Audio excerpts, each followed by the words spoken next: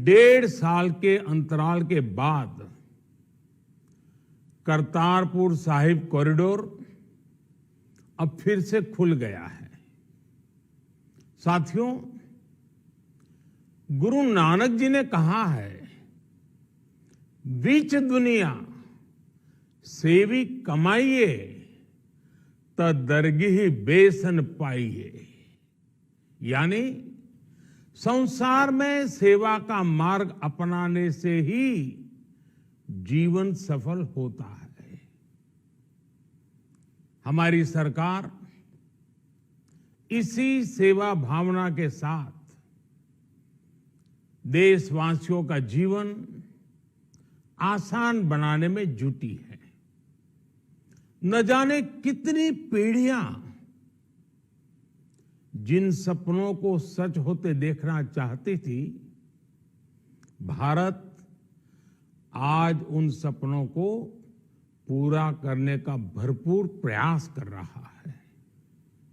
साथियों, अपने 5 दशक के सार्वजनिक जीवन में मैंने किसानों की परेशानियों को, उनकी चुनौतियों को बहुत करीब से देखा है, महसूस किया है। इसलिए जब देश ने मुझे 2014 में प्रधानमंत्री के रूप में सेवा का अवसर दिया, तो हमने कृषि विकास, किसान कल्याण को सर्वोच्च प्राथमिकता दी।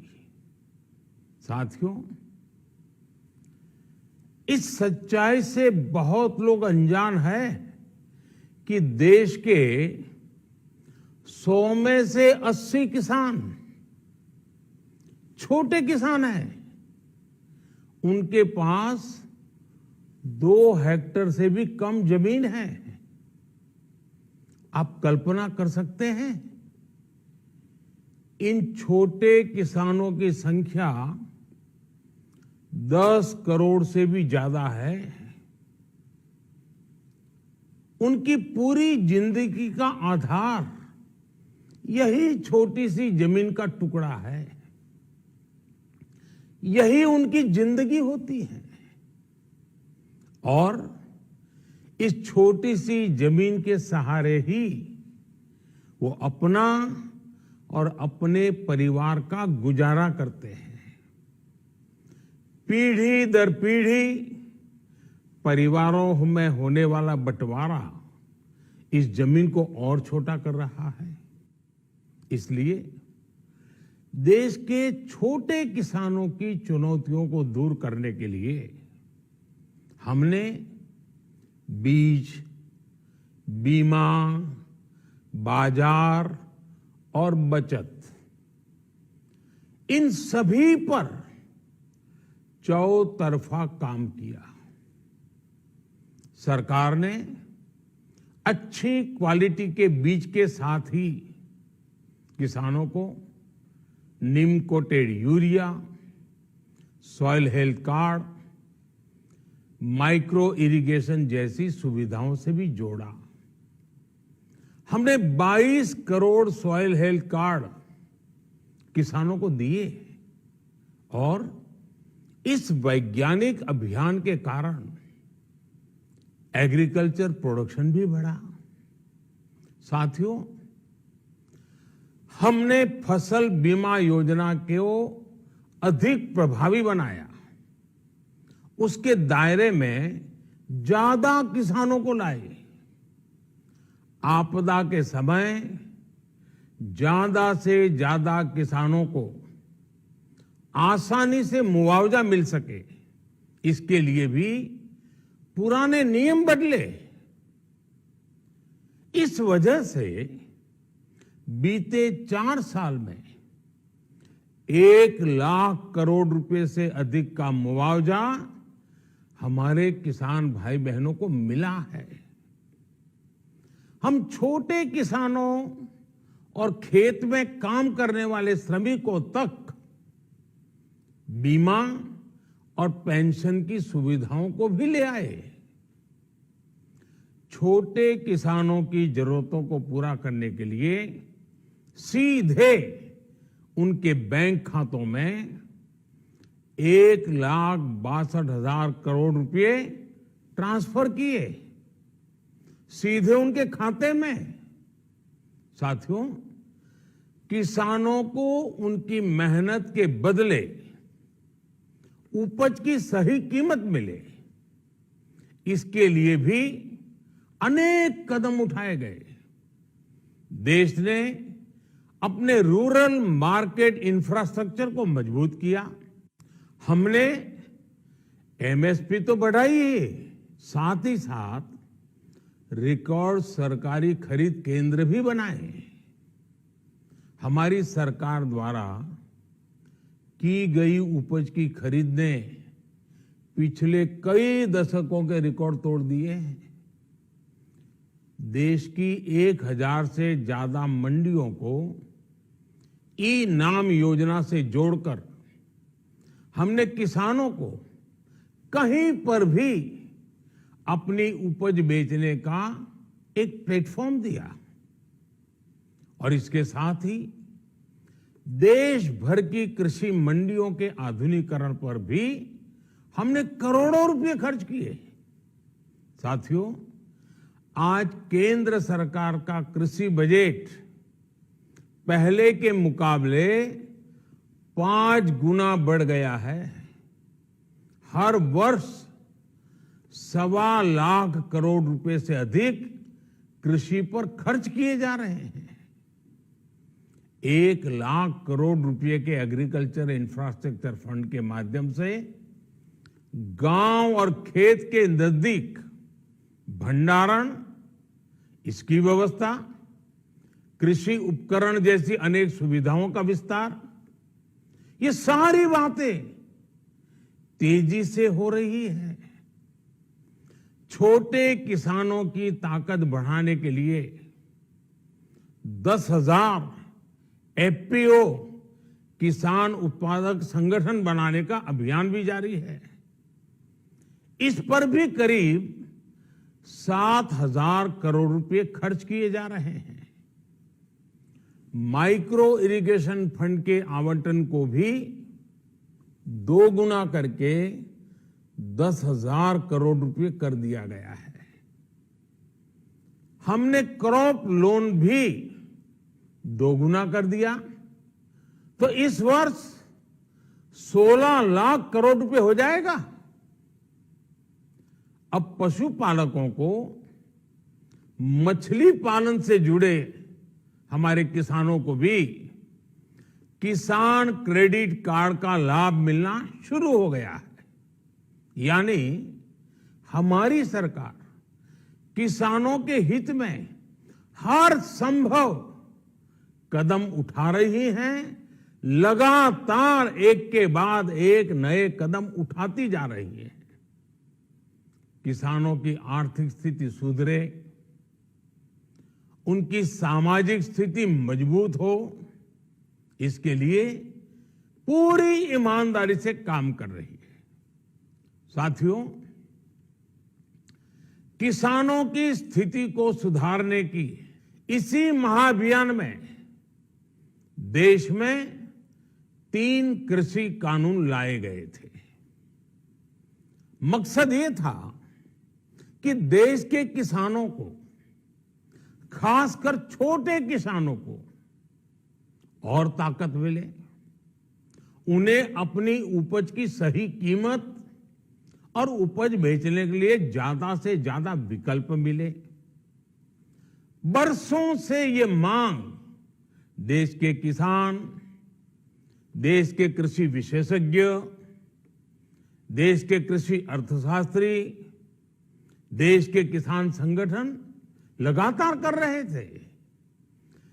पहले भी कई सरकारों ने इस पर मंथन भी किया था। इस बार भी संसद में चर्चा हुई, मंथन हुआ और ये कानून लाए गए। देश के कोने कोने में कोटि कोटि किसानों ने, अनेक किसान संगठनों ने इसका स्वागत किया, समर्थन किया। मैं आज उन सभी का बहुत बहुत आभारी हूं, धन्यवाद करना चाहता हूं।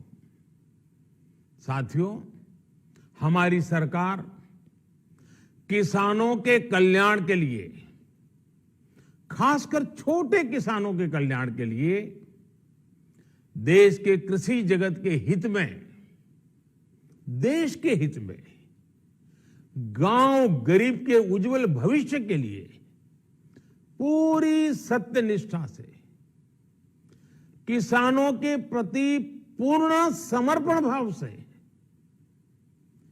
नेक नियत से ये कानून लेकर आई थी। लेकिन इतनी पवित्र बात, पूर्ण रूप से शुद्ध किसानों के हित की बात, हम अपने प्रयासों के बावजूद कुछ किसानों को समझा नहीं पाए। भले ही किसानों का एक वर्ग ही विरोध कर रहा था, लेकिन फिर भी यह हमारे लिए महत्वपूर्ण था। कृषि अर्थशास्त्रियों ने, वैज्ञानिकों ने, प्रगतिशील किसानों ने भी उन्हें कृषि कानूनों के महत्व को समझाने का भरपूर प्रयास भी किया।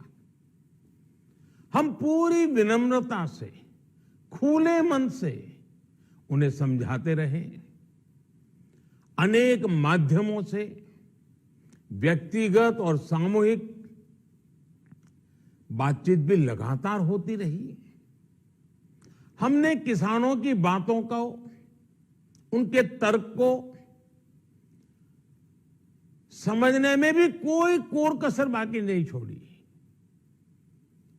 कानून के जिन प्रावधानों पर उन्हें ऐतराज था, सरकार उन्हें बदलने के लिए भी तैयार हो गई।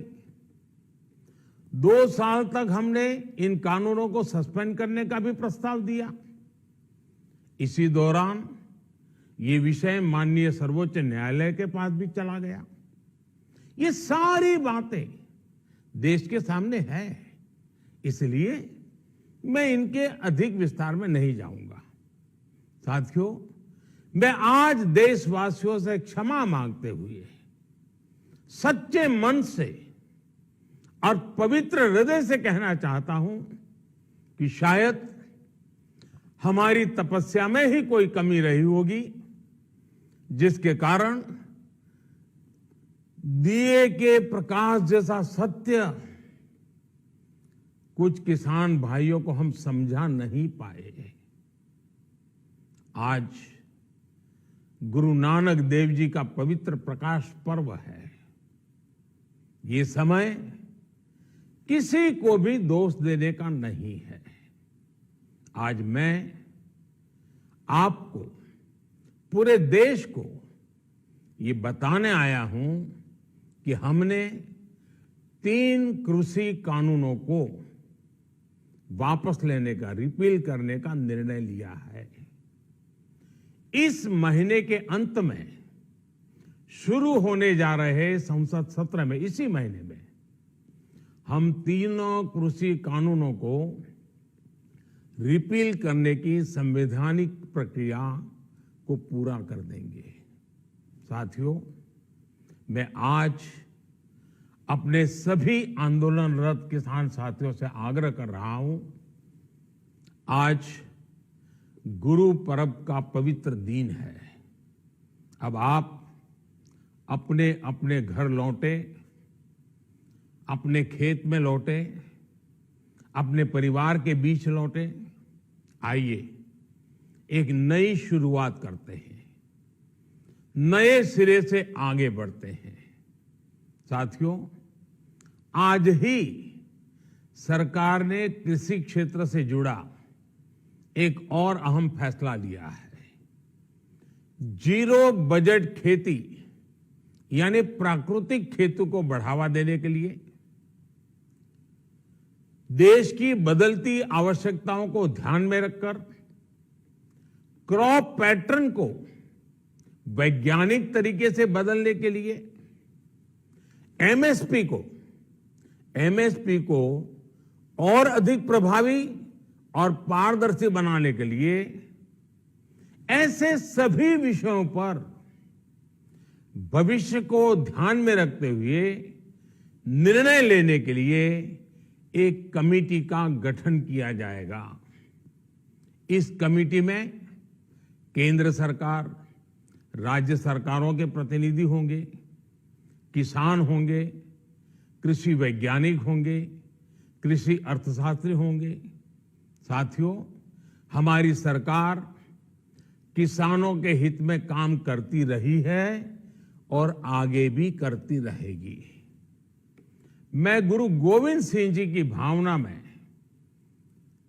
अपनी बात समाप्त करूंगा। देहि शिवावर मोहे इहे, शुभ कर्मन ते कबहू न टरो। हे देवी, मुझे ये वर दीजिए कि मैं शुभ कर्म करने से कभी पीछे ना हटूं। जो किया किसानों के लिए किया, जो कर रहा हूं देश के लिए कर रहा हूं। आप सभी के आशीर्वाद से मैंने मेहनत में पहले भी कोई कमी नहीं की थी। आज मैं आपको विश्वास दिलाता हूं कि अब और ज्यादा मेहनत करूंगा ताकि आपके सपने साकार हो सके, देश के सपने साकार हो सके। आपका बहुत बहुत धन्यवाद। नमस्कार।